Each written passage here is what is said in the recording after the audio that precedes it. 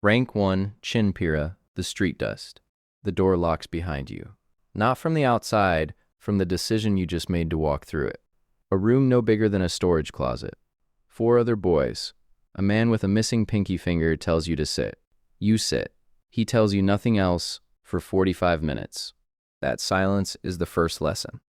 You are Chinpira, unsworn, unnamed, unprotected. You carry envelopes between nightclubs and Ikebukuro.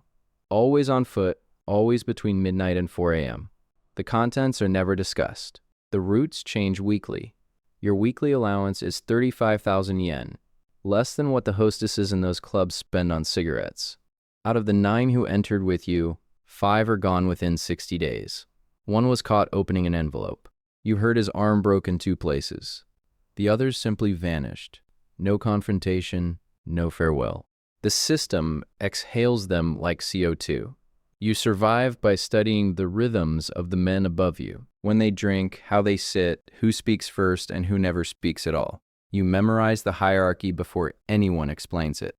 That instinct, the one that tells you to watch before you move, is the only thing separating you from the 5 who disappeared. Your hands stop shaking around week 6. By week 12, you stop calling your mother. The distance isn't physical, it's cellular. Something inside you is being overwritten, and you haven't decided whether that scares you or relieves you.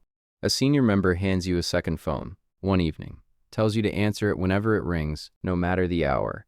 That phone is the first sign someone above you has noticed you exist. Rank 2, Shate, the bound brother. The sake is warm, the cup is small. Your oyabun tilts his toward you, you tilt yours lower, always lower. The ritual is 12 minutes long and binds you for life. You are Shate now, younger brother. Sworn, there is no ceremony for leaving. There is only what happens to people who try. Your territory is a cluster of bars and massage parlors in Shinbashi. You collect protection payments between 1 and 3 million yen weekly and deliver them sealed to a man whose name you know but never say aloud. You recruit new Chinpira, spotting them the way you were spotted, desperate, young, nowhere else to land. 7 months in, a test arrives wearing the face of an ordinary knight. A bar owner refuses payment. Not aggressively, politely, which is worse. Politeness means he has protection from somewhere else, or believes he does. You report it, your kyodai tells you to handle it, no instructions, no parameters. What you do in the next 48 hours determines whether you remain shate or return to carrying envelopes. You handle it. The method isn't elegant, the result is final. The bar owner pays. He pays early now. You stop dreaming about anything outside the structure. Not because you've forgotten, because the structure fills every hour, every reflex. Loyalty here isn't an emotion. It's a practice, repeated daily until it becomes indistinguishable from identity. The man you were before the ceremony feels like a stranger whose face you've started to forget. Your kyodai begins inviting you to sit in on meetings you were never allowed near. The air in those rooms is different, heavier. That weight is information, and information is the most dangerous currency in the organization. Rank 3, kyodai, the inner circle. Promotion comes without announcement. One day, you're seated at the lower end of the table. The next, you're moved 3 seats closer to the head. No one explains. Everyone notices. You manage operations now, a pachinko hall network generating 12 million yen monthly, half of it undeclared. You coordinate with construction firms that win municipal bids because someone in an office you'll never visit made a phone call you'll never hear about. You maintain relationships with accountants who file legitimate taxes on illegitimate money and never ask questions they already know the answers to. A shite under your command is arrested during a collection. You spend 70 to 2 hours activating contacts, negotiating his release through intermediaries who bill in favors, not invoices. He's out by Thursday. He doesn't thank you. He doesn't need to. The system moved, and you were the hand that moved it. Your wife asks where you go at night. You answer with enough truth to end the conversation and enough silence to ensure she stops asking. The loneliness isn't sharp, it's architectural. You built it beam by beam, and now you live inside it. The Shate Gashira above you is diagnosed with liver cancer. The vacuum hasn't formed yet, but you can feel the air pressure changing. Rank 4, Shate Gashira, the weight bearer. 41 men report to you directly. Another 110 fall under your jurisdiction across 3 districts.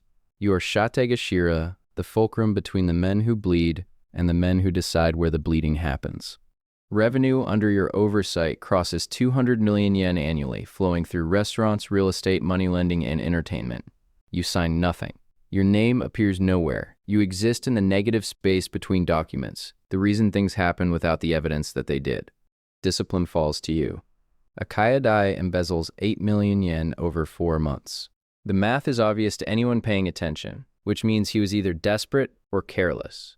Both are disqualifying. You summon him. The conversation lasts 13 minutes. He leaves the organization minus a finger joint and everything he built over 6 years. You eat dinner afterward. Your appetite doesn't waver. You make decisions that ruin people you've never met.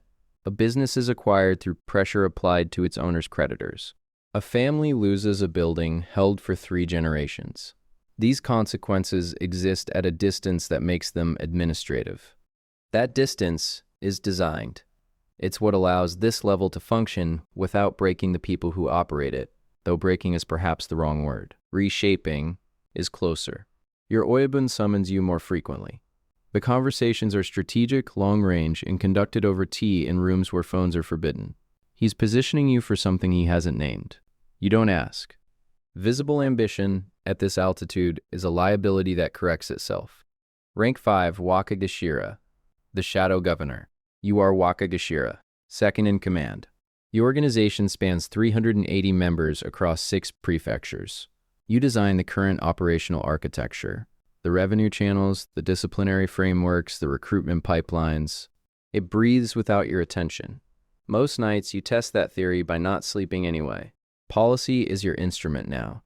You determine which industries the organization enters and which it abandons. You negotiate territorial agreements with rival families in private dining rooms where the food is exquisite and the subtext is lethal. A disagreement over port access in Kobe takes 11 months to resolve. No violence occurs. The threat of it does all the work. You interact with men who hold elected office, run corporations, shape public infrastructure. They address you by a name that isn't yours. The relationships are symbiotic and deniable. If exposed, any investigation would unravel slowly and stop precisely where it was engineered to stop. You haven't raised your voice in 4 years. Haven't touched a weapon in 6. Power at this elevation is atmospheric. It doesn't strike. It pressurizes. You apply it the way weather applies itself, steadily, impersonally, without appeal. The Kumacho is 76. His hands trembled during ceremonies. You've already mapped the succession, not out of ambition, but because the structure demands continuity, and continuity demands architecture. Somewhere beneath the planning, a thought surfaces. You've spent 24 years becoming someone the boy in that closet would not recognize. The thought lasts 3 seconds. You move to the next decision. Rank 6, Kumacho, the Hollow Crown. He dies in a hospital room, private, no machines. He refused them. You are named Kumacho within 48 hours. The ceremony is ancient, immaculate, and watched by men who will either serve you faithfully or test you quietly. Most will do both. 600 men. Billions of yen in annual revenue. Legitimate holdings indistinguishable from the rest. Law enforcement monitors you the way astronomers track distant objects. Constantly from a distance they cannot close. Your legal defense alone costs more per year than most members will earn in a lifetime. You eat breakfast alone, lunch alone, dinner sometimes, with a Wakagashira who weighs every syllable before releasing it, the way you once did. The house is guarded, immaculate, and silent in a way that has texture. You've outlived enemies, allies, and the version of yourself that would have understood why either distinction mattered. There are no friends at this elevation. There are positions, arrangements, structural necessities. You embody the organization so completely that the line between you and it dissolved years ago. You are its face, its voice, its history, compressed into one man sitting in a room that will outlast him. You think about death with the clinical calm of someone reviewing quarterly numbers. When it comes, someone will sit where you sit and feel the weight settle onto their shoulders like packed earth. They will believe they earned it. They will be right. That won't help them. Somewhere in Ikebukuro tonight, a boy with nothing walks into a room the size of a closet. A man with a missing finger tells him to sit. He sits. He doesn't know what the silence means yet. He doesn't know the structure is already measuring him, deciding whether he's worth shaping or discarding. He thinks the hardest part is getting through the door. He has no idea that walking through it is the last simple thing he will ever do.